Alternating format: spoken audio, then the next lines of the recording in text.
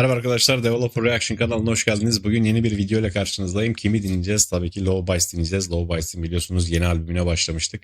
Ve bu da dördüncü şarkısı olacak. Sırayla gidiyoruz biliyorsunuz. Dördüncü şarkı Blazing Hello isimli bu parçayı dinleyeceğiz. Parçanın müziğini Fami, bizim bas gitaristimiz ve Mao yapmış, gizli üye. Sözleri de Asami yazmış. Bir önceki şarkıyı biliyorsunuz Haruna yapmıştı ve bateri ağırlıklı bir şarkı dinlemiştik. Bunda da büyük bir ihtimal bas gitar ağırlıklı bir şarkı dinleyeceğiz diye düşünüyorum. Çaylar kahveler hazırsa hadi gelin başlayalım bakalım neler izleyeceğiz.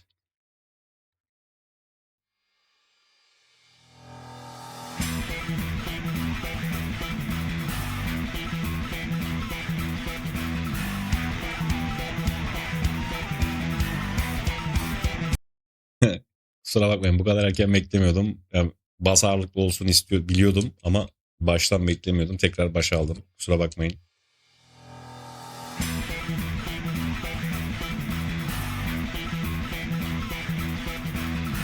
Bah.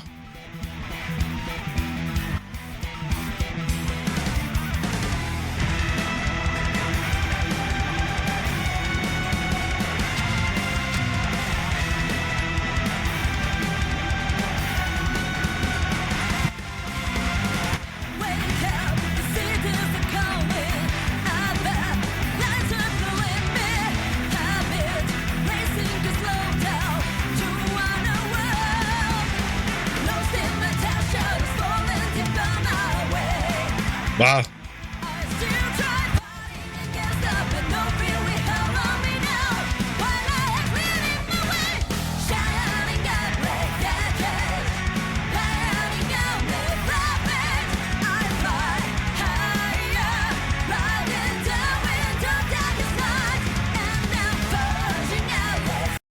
Çok özür dilerim.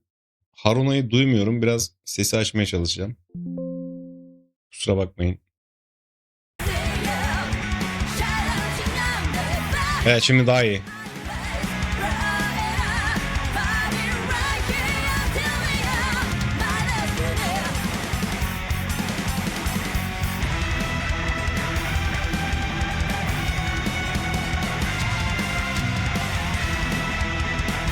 Wow.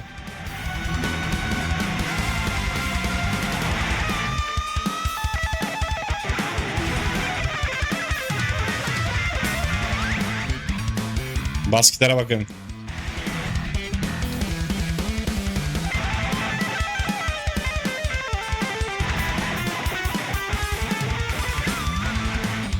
Mükemmel bir melodisi var.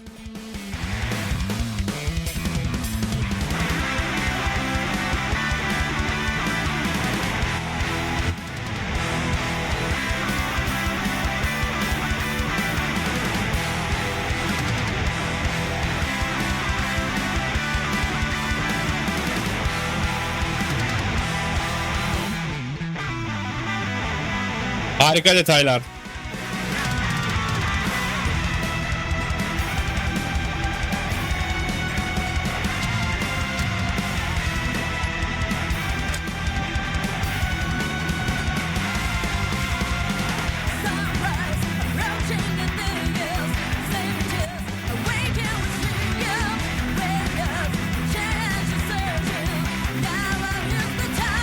Wow.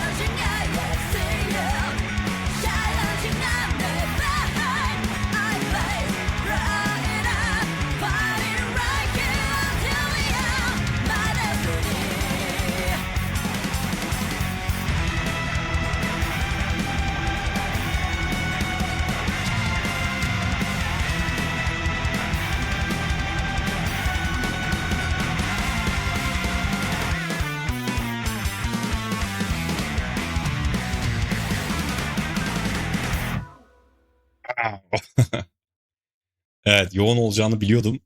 Ama bu kadar olacağını düşünmüyordum açıkçası. Çok güzel olmuş. Ee, Mao'nun dokunuşları yine hissediliyordu parçada dikkat ettiyseniz. Ama Fami ile birlikte güzel bir iş ortaya çıkarmışlar diyebilirim.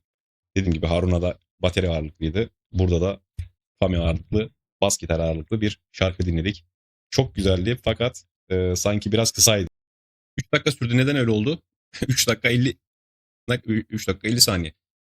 Albümde belki de en hızlı şarkı diyebiliriz. Çok hızlıydı.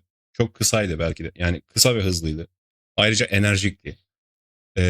Fami'nin müziğin bestesinde bulunmasının net bir şekilde hissettik. Başta, sonda ve ortada çok net bir şekilde bas gitarcı, yani bu şarkıda bir bas gitarcı dokunuşu olduğunu hissettik. Tıpkı bir önceki şarkıda Harun'un o davul ataklarının olduğu harika bir şarkıyı dinlediğimizde buna davulcu dokunmuştur, baterist dokunmuştur dediğimiz burada da Fami için geçerli. Bir bas gitaristin dokunuşuyla şekillenmiş şarkı. O net bir şekilde görünüyor. Tema yine içsel mücadele, kendi sınırlarını aşma ve karanlıktan çıkıp güç kazanma üzerine kurulu bir teması vardı şarkının.